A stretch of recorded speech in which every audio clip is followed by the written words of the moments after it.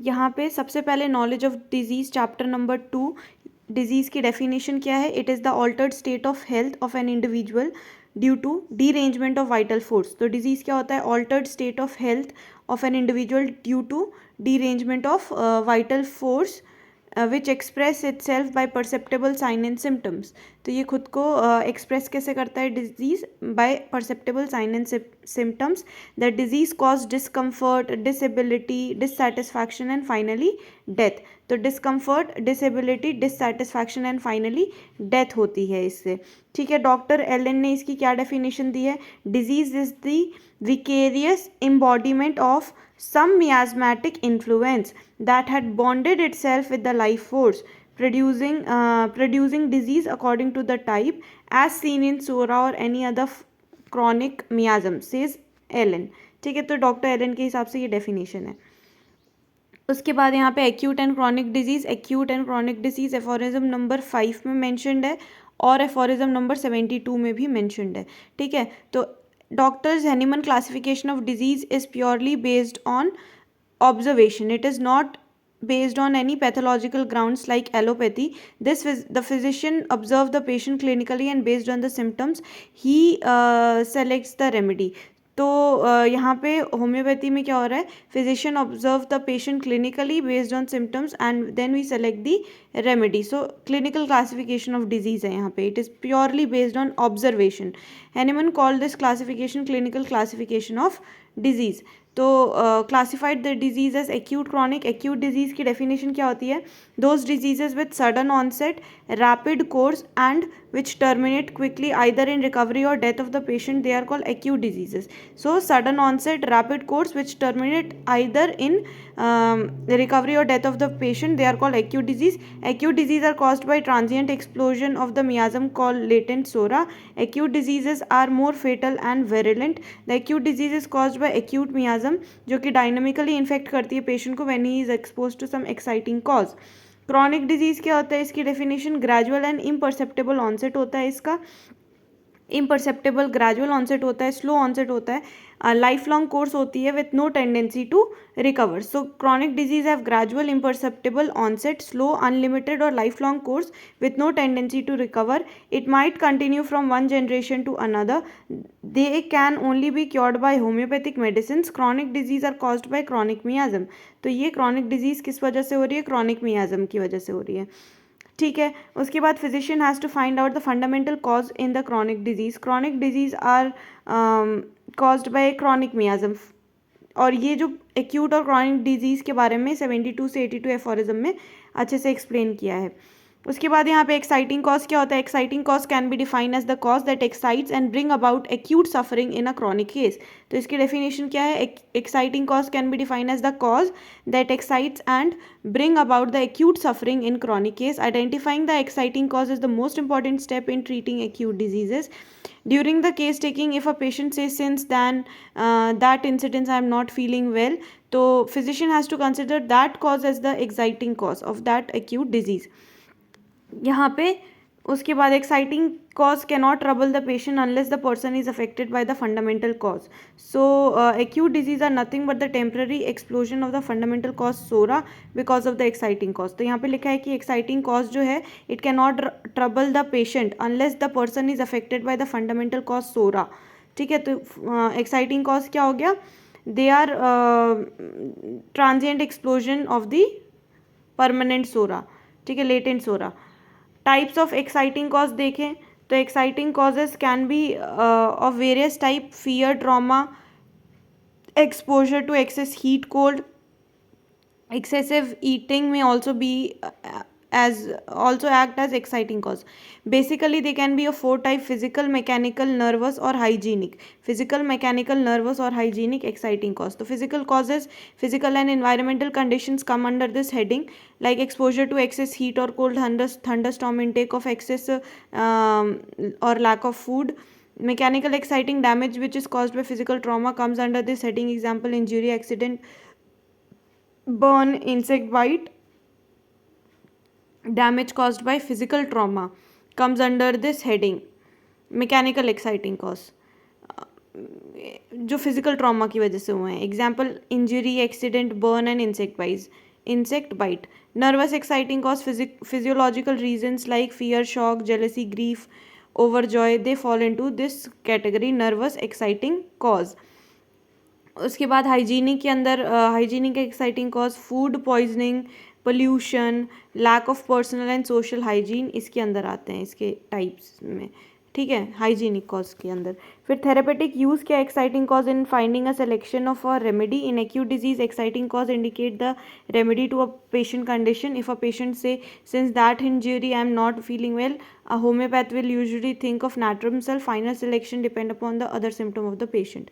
Number 2, in prevention of disease by identifying the exciting cause, patient जो है वो उसको prevent कर सकता है. physician advice करेगा कि protect yourself from the exposures of such exciting cause in future. Next, in acute disease, if not is not of a severe, just by avoiding we can relieve the patient. So next is ये classification cause of disease है. Exciting cause physical, mechanical, hygienic, nervous. Fundamental cause है हमारा psora, syphilis, sycosis. Maintaining cause aphorism number 7 में दिया हुआ है. The fundamental cause is the cause of chronic disease. The real fundamental cause of all disease is मियाज्म.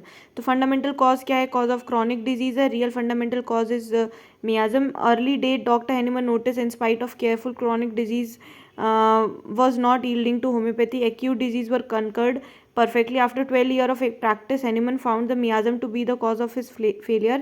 He called the miasm are the most fundamental cause or the real cause of the disease. In the year 1828, he published his finding in his book, The Chronic Disease, Their Cause and the Cure. Further, he incorporated this theory of chronic disease in 4th edition of Organon in year 1829. तो उसके बाद फिर यहाँ पे chronic disease की इन्होंने book लिखी थी 1828 में, और इसी चीज़ को इसमें बताया था. Fundamental cause of chronic disease अपना सोरा है, ठीक है, cause of chronic disease psora है, ठीक है. Further he incorporated this theory of chronic disease. 4th edition of Organon में आई थी ये 1829 की जो 4th एडिशन थी. मियाजम्स की फिर डेफिनेशन लिखी है. मियाजम क्या होता है, dynamic morbific forces that pollute the human organism leading to unhealthy tendencies and different diseases. The word miasm is derive from Greek word miasme and similar Latin word miasma, ठीक है. Greek word miasme, Latin word miasma is also identified, the meaning of which is pollution and stigma. Miasm क्या होते हैं, hidden in each and every person on this earth. They can be carried from one generation to another. These miasm can be also acquired during one's lifetime. Because of miasm, person are prone and susceptible to diseases. These miasmatic expression vary from individual to individual. Hence, individualistic approach is important in homeopathic treatment. तो physician has to employ anti miasmatic remedy. Types of miasm, 2 type के miasm होते हैं, acute और chronic मियाजम. Acute miasm क्या होता है, acute miasm is a dynamic morbific forces which causes acute and acute specific and infectious diseases. तो acute miasm क्या होती है, dynamic morbific forces which causes acute specific infectious diseases. Doctor J T Kent ने acute miasm को क्या बोला है, it is the one that comes upon the economy, passes through its regular prodrome period, longer or shorter. It has its period of progress, period of decline, and in which there is a tendency to recover.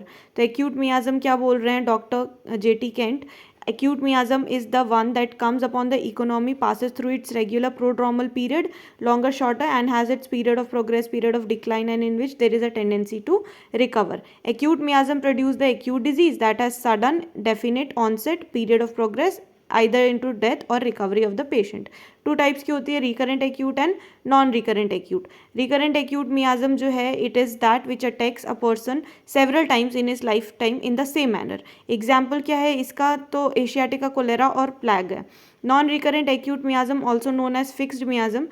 This type of acute miasm attack a person only once in the lifetime, and they are also fixed only for once. The attack is fixed only for once, so it is called fixed miasm. Example है smallpox, whooping cough, measles. ठीक है, ये 3 example है, smallpox, whooping cough और measles.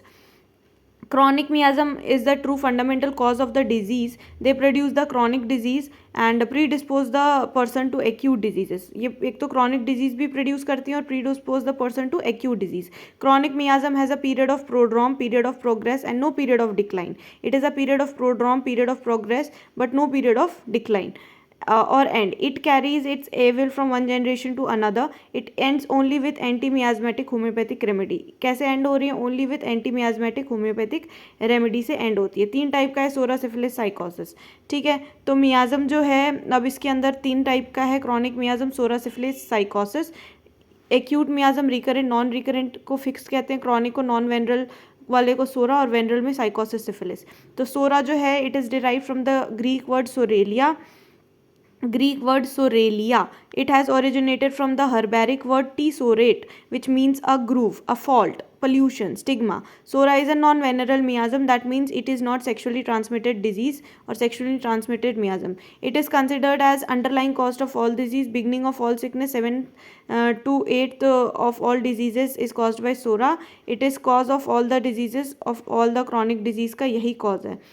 सोरा को doctor Hahnemann ने multi headed monster भी बोला. It affect the man internally and manifest in the form of vesicular eruption on the skin. It produces characteristic voluptuous itching produce कर रही है, forcing the patient to scratch and which relieve him temporarily, but it is soon followed by burning on the skin.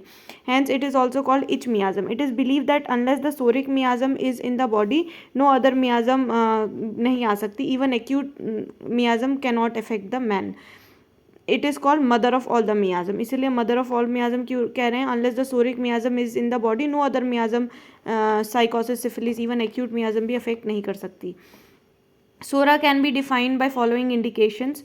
तो यहाँ पे psora produces functional disturbances. Over sensitive patient होते हैं. Functional problem arise from emotional disturbances. Patient are sensitive to noise, light, odour. Patient is always worried about dying but he live for many year. Itching skin, unhealthy skin, unwashed appearance with numerous eruptions देखने को मिलते हैं. Unhealthy skin with numerous eruptions हो रहे हैं, over sensitive हो रहे हैं, फंक्शनल प्रॉब्लम हो रहा है, फंक्शनल डिस्टर्बेंसेज हैं.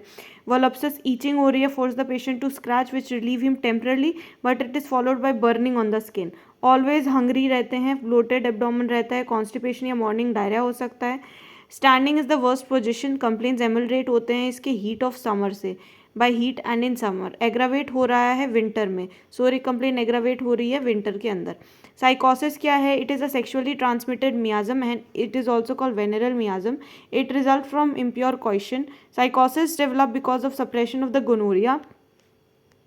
When the allopathic practitioner try to suppress the gonorrheal discharge by powerful local applications, the miasm will develop inward and it will result into psychotic miasm.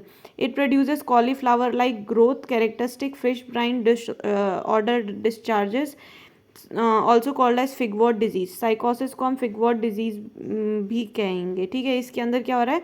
Suppression के बाद it will produce cauliflower like growth, fish brine odour discharge, also called figwart disease.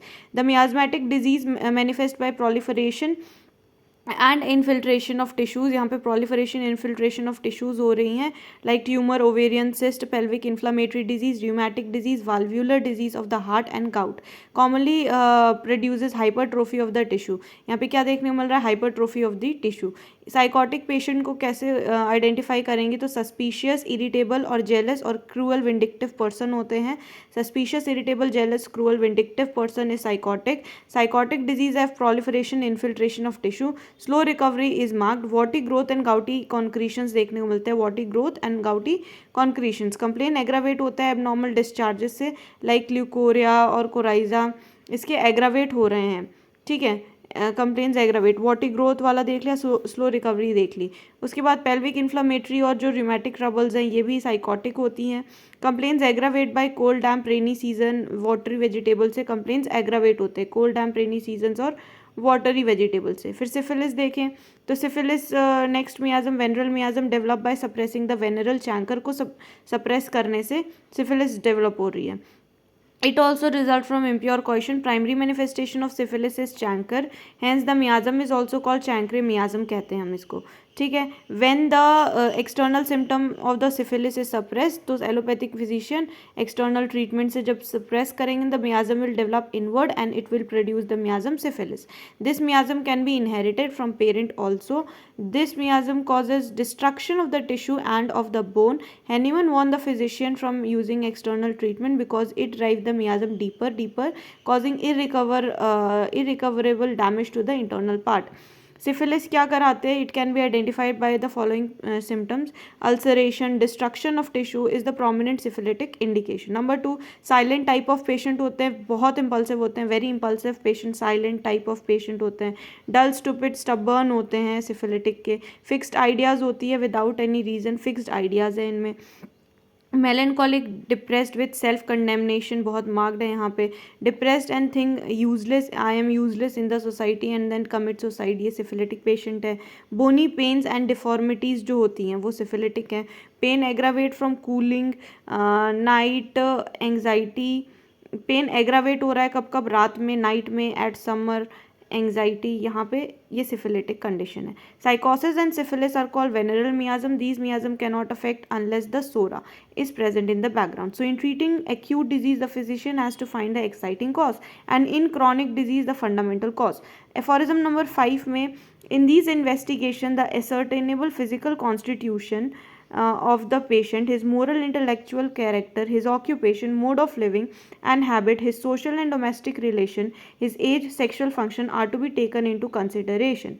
ठीक है, तो यहाँ पे बोल रहे हैं एफोरिज्म नंबर 5 के अंदर कि आप एक्यूट डिजीज़ के अंदर एक्यूट मियाज्म को फाइंड आउट कर रहे हो, क्रॉनिक डिजीज़ के अंदर आप एक्यूट डिजीज़ के अंदर आप एक्साइटिंग कॉज ढूंढ रहे हो, क्रॉनिक डिजीज़ में फंडामेंटल कॉज ढूंढ रहे हो. इसके साथ इन दीज इन्वेस्टिगेशन हमें और क्या देखना है? The ascertainable physical constitution of the patient. Physical constitution of the patient, his moral and intellectual character, his occupation, mode of living, habits, his social and domestic relation, age, sexual function are to be taken into consideration in aphorism number 5, ये mentioned है.